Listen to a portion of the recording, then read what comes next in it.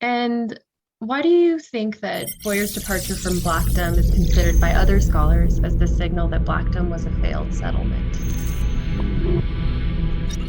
Uh, Thinking in terms that are less nefarious, I would say he did move away from Blackham. And they sold the church, and he was a preacher and a Freemason.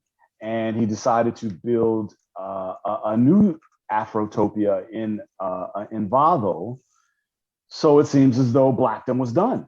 But contextualizing it with the 1920s, you end up with knowing that Oklahoma is not too far away, and they keep track of their cousins and their friends who did head off to Oklahoma and end up in Tulsa, or they talk about their friends who did end up in Indiana and ended up in the Evansville riot, right? So there's this connection. There's this network of Afrofrontierism and Afrofrontiers that people are communicating.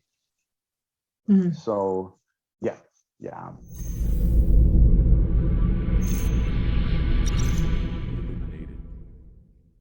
In revival, Blackdom became a place, a real place, and more than a real refuge.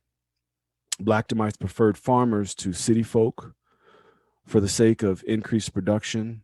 Everyone was required to adjust to the steep learning curve of dry farming. The agricultural society was a community set on living by God's divine law of sowing and reaping. Seed time and harvest time were different on desert prairies, but the ambitious frontier scheme was refined into a process with predictable outcomes for investors. In 1914,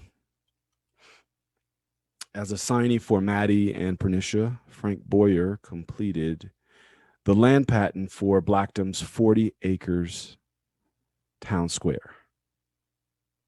On August 11th, 1916, the Rio Grande Republic reported